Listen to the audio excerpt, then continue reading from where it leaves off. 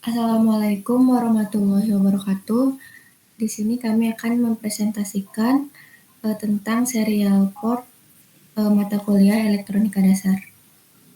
Di sini kami beranggotakan 4 orang, yaitu Rizka Ayu Permana, saya sendiri Rizka Ayu Permana, Ardian Nurdiansyah, Aida Solehah, dan Nurani Hoirunisa.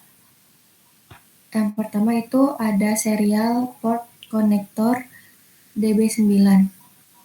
Ini merupakan gambar DB9 yang di sebelah kanan itu yang betina, ini yang sebelah kiri itu yang jantan. Jadi berpasangan keterangannya, pin 1 data carrier detect atau DCD, pin 2 receive data atau RXD, pin 3 transmit data atau TXD, pin 4 data terminal ready, pin 5 sinyal ground atau common, pin 6 dataset ready, pin 7 request to send atau RTS, pin 8 clear to send atau CTS, pin 9 ring indikator atau RI. Yang kedua akan dibacakan oleh Aida.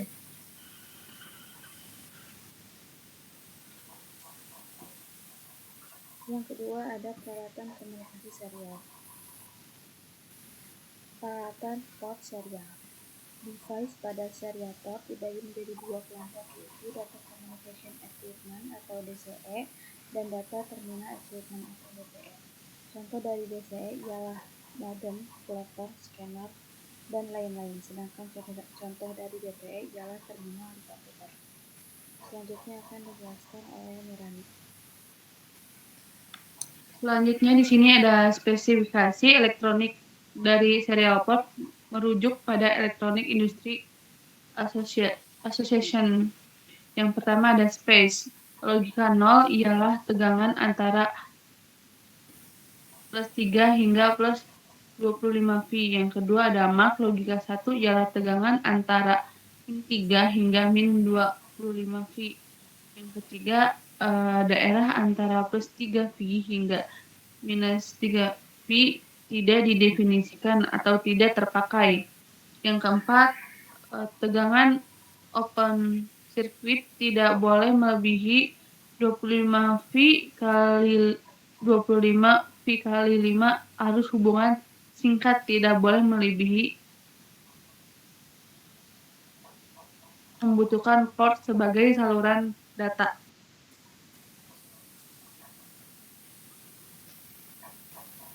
Yang ketiga ada pemrograman serial port.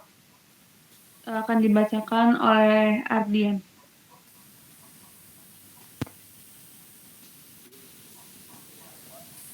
Port serial sering digunakan untuk interfacing komputer dan microcontroller karena kemampuan jarak pengiriman data dibanding port paralel. Itu contoh program assembly untuk komunikasi serial antara dua PC. Untuk komunikasi ini, Anda cukup menghubungkan pin TXD ke pin RXD komputer lain. Pin RXD dihubungkan ke pin TXD komputer lain. Kemudian yang ketiga, RTS dan CTS dihubung singkat. Kemudian yang keempat, DSR dan TTR dihubungkan singkat. Kemudian yang terakhir, GND dihubungkan ke GND komputer lainnya.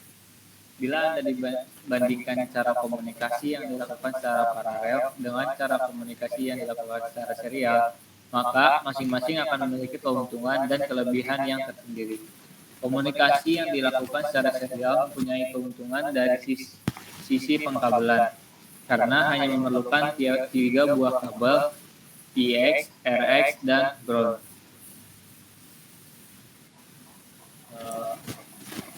Cukup sekian presentasi dari kelompok kami mengenai serial port dalam elektronika dasar. Kurang dan lebihnya mohon maaf. Bila itu wal hidayah. Wassalamualaikum warahmatullahi wabarakatuh.